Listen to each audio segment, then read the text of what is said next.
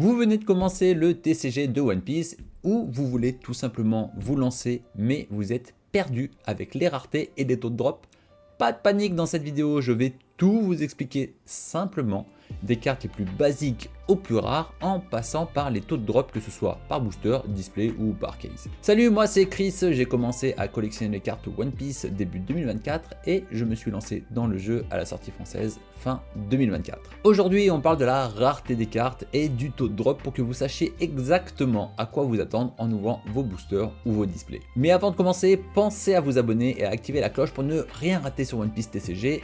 Allez, on y va, mais avant de parler des cartes, on va définir 4 formats pour bien se comprendre. Le booster, c'est un paquet de 12 cartes, sauf pour les extensions PRB qui ne contiennent que 10 cartes, mais avec au minimum une carte super rare garantie. Donc les boosters, on les retrouve soit en blister, donc c'est des pochettes cartonnées, soit en loose, donc c'est-à-dire un booster sorti d'une display. D'ailleurs, on retrouve le double pack et les mini-tins, donc c'est soit une boîte en carton pour le double pack, soit une boîte en métal pour les mini-tins. À l'intérieur, on a 2 boosters plus une carte donne spéciale. Ensuite, on a la display, donc c'est une boîte qui contient 24 boosters, donc à l'exception toujours de PRB qui contient 20 boosters. Et pour finir, on a la case. Donc une case, c'est un carton de 12 displays. Tout ce que je viens de vous dire, c'est valable pour les versions françaises et anglaises. En japonais, la seule différence, ça va être que les boosters ne contiennent que 6 cartes. C'est en partie pour ça que les prix sont moins élevés en japonais, mais vous allez voir que ça va aussi impacter le taux de drop. Maintenant que tout ça est clair, voyons ce qu'il y a dans un booster. On ouvre toujours le booster à l'envers, donc le dos vers soi, pour éviter de se spoiler, car le hit, c'est comme ça qu'on appelle les grosses cartes, se trouve toujours en dernière position. Alors en moyenne par booster, vous allez avoir 7 cartes communes, 3 cartes uncommon, et pour les dernières, on a plusieurs configurations possibles. Si vous voyez un dos bleu, vous aurez soit 2 rares, soit une rare plus un hit. Si vous voyez un dos blanc, pas de hit dans ce booster, mais au moins vous aurez récupéré l'add-on spécifique à l'extension. Sauf exception pour les extensions PRB où vous avez toujours une carte donne différente à la fin, donc vous aurez toujours un dos blanc en dernière position sur les extensions PRB. Si vous voyez un dos rouge en 3e position, c'est un leader standard, donc vous n'aurez pas de hit et c'est ma hantise. Dès que je vois un dos rouge en 3e position, je pleure. Mais bonne nouvelle, à partir de OP14, même avec un leader standard, il sera possible d'avoir un hit fini la déprime. Si vous voyez un dos rouge dès que vous ouvrez votre booster, c'est le jackpot, c'est un leader alternatif. Après, il existe aussi des God Packs très rares dans certains sets. J'ai eu la chance d'en ouvrir un sur PRB02, toutes les donnes en version gold. Donc quand j'ai vu que des dos blancs, j'ai su direct que c'était un God Pack. Sur OP13, il existe aussi un God Pack avec uniquement des cartes alternatives, donc les 5 doyens en version alternative plus légèrement différente des versions alternatives classiques. Ces cartes sont illustrées par JJ Akutami, le mangaka de Jujutsu Kaisen, et regardez-moi ça, les cartes sont juste incroyables. Passons aux raretés des cartes et au taux de drop. Alors la rareté est indiquée en bas à droite par une petite lettre. Il existe plusieurs niveaux de rareté, donc les C ce sont des cartes communes, les UC, ce sont des cartes uncommon, donc peu communes. Les R, ce sont des rares. Les SR, ce sont des super rares. Les L, ce sont les leaders. Les SEC, ce sont des secrets rares, ou secrets, c'est la même chose. Et toutes ces cartes-là, on les retrouve en version alternative, donc représentées par une petite étoile. À savoir qu'avant OP04, donc pour OP01, 2 et 3, il n'y avait pas d'étoile. Ensuite, on retrouve les SP, donc les cartes spéciales. Et on a aussi les TR, les trésors rares. Il existe 2 autres catégories de cartes, les P, donc ce sont des cartes promotionnelles que l'on peut obtenir lors d'événements ou dans des magazines, en japonais généralement, et les cartes ST, les starter packs, donc comme son nom l'indique, on les trouve que dans les kits de démarrage ou dans les extensions PRB, mais on parlera des extensions dans une prochaine vidéo. Voyons ça plus en détail. Les cartes communes, donc comme je vous ai dit, elles sont indiquées avec un petit C. On en a environ 7 par booster. Les illustrations sont basiques avec une image assez simple, parfois tirée de l'anime, et un cadre en bas de la carte pour le texte. Rien d'incroyable, mais ça constituera la majeure partie de vos decks. Les cartes uncommon, donc c'est indiqué avec un UC, on en a environ 3 par booster, un poil plus rares, même style graphique que les communes, mais ça reste des cartes de base pour vos decks. Les cartes rares, donc elles indiquées avec un R, on en trouve 1 à 2 par booster, ce sont les premières cartes brillantes de One Piece, donc avec un foil, et on passe sur des illustrations plus jolies et plus travaillées. Certaines illustrations sont très belles, comme cette Nami de PRB02, que je trouve même plus jolie en version standard qu'en version alternative. Alors comme son nom l'indique, elles sont rares, bien qu'on en ait dans chaque booster, il y a certaines cartes rares qui, malgré l'ouverture de dizaines et de dizaines de boosters, sortent très rarement. Comme la Zoro de PRB02, malgré le fait d'avoir ouvert des dizaines et des dizaines de boosters, je n'en ai eu qu'un seul exemplaire. Et certaines cartes rares standards peuvent valoir 4, 5, 6 euros.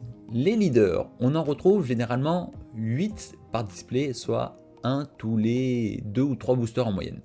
Normalement, dans une display, on obtient l'intégralité des leaders de l'extension en version standard. Les leaders sont des cartes essentielles pour jouer car vous allez construire vos decks en fonction de votre leader. Les leaders sont facilement reconnaissables par leur illustration.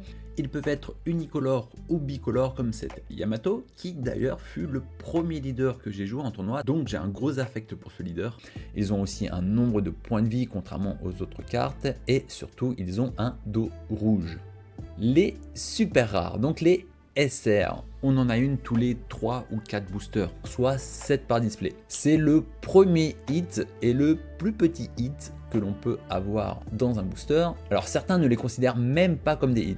Graphiquement, on passe sur des belles illustrations full art, foil avec une bordure grise reprenant la map de Grand Line. Ce sont des cartes clés dans la construction de vos decks avec des effets puissants, indispensables pour être compétitif. Les secrets rares, là on commence vraiment à avoir des cartes très jolies mais beaucoup plus rares, une toutes les 2 displays, 8 par case. Donc on n'est même pas sûr d'en avoir une en ouvrant une display. Les illustrations sont incroyables avec une bordure dorée, un foil et des textures très travaillées. Il en existe 2 différentes par extension, sauf cas exceptionnels comme OP13 où on a les 3 frères. Et bizarrement, même si ça fait partie des cartes les plus jolies ou tape à l'œil, c'est pas les hits les plus recherchés et elles ne valent pas si cher que ça, sauf si elles sont méta dans le gameplay. En moyenne, on tourne autour de 5 euros, donc si vous voulez de très jolies cartes pas trop chères, il vaut peut-être mieux les acheter directement, ça vous coûtera moins cher que de tenter votre chance avec des boosters. Toutes les cartes que l'on a vues jusqu'à présent sont en version standard, que l'on retrouve aussi sous l'appellation V1.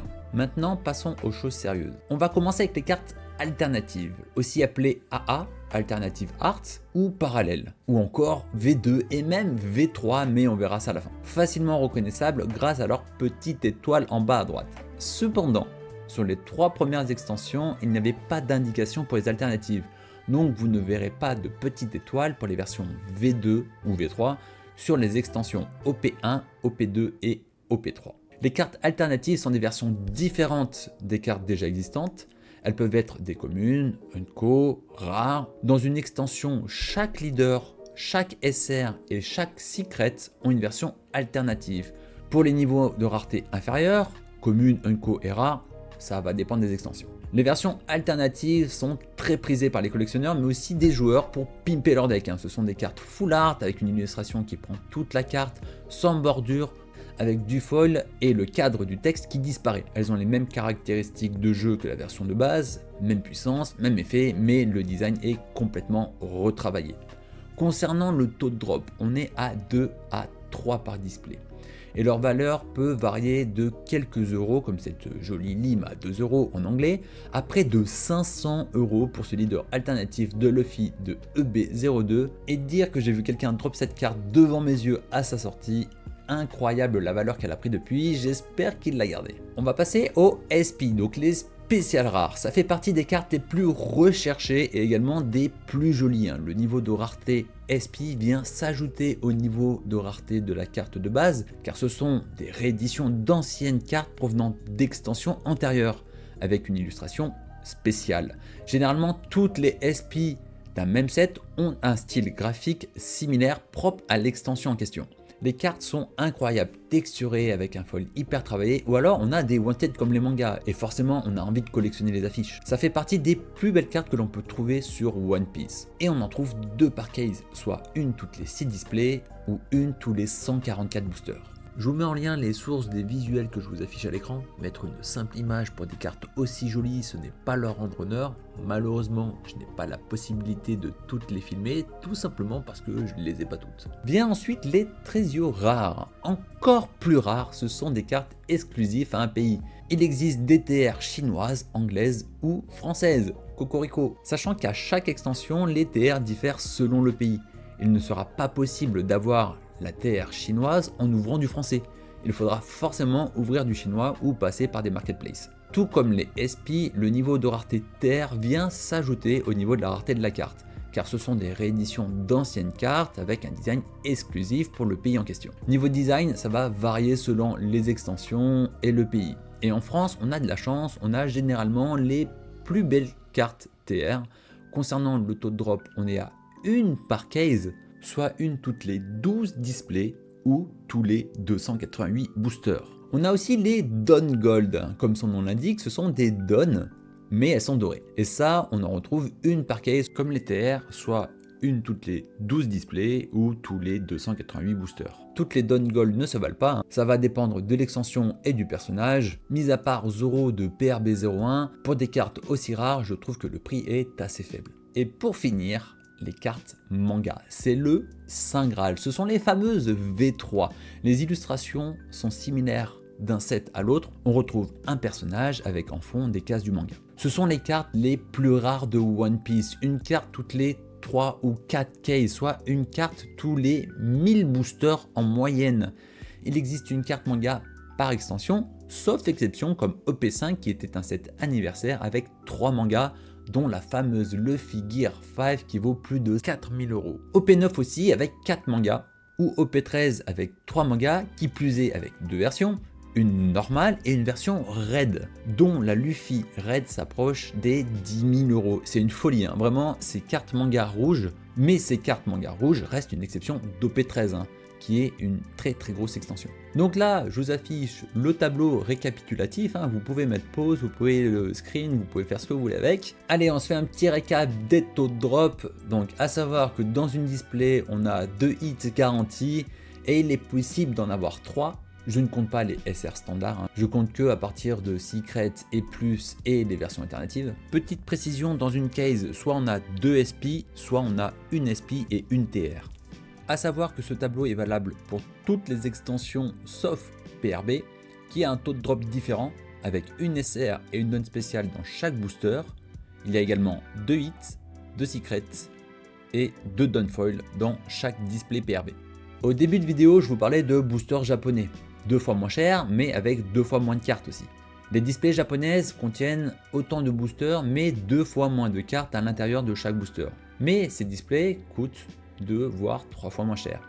Et le taux de drop change. Dans une display japonaise, on a un hit garanti et on peut en avoir jusqu'à 2. Donc pour le même prix, on peut avoir 2 displays japonaises avec 2 hits garantis jusqu'à 4 hits contre une display française ou anglaise avec 2 hits garantis mais la possibilité d'en avoir jusqu'à 3 maximum.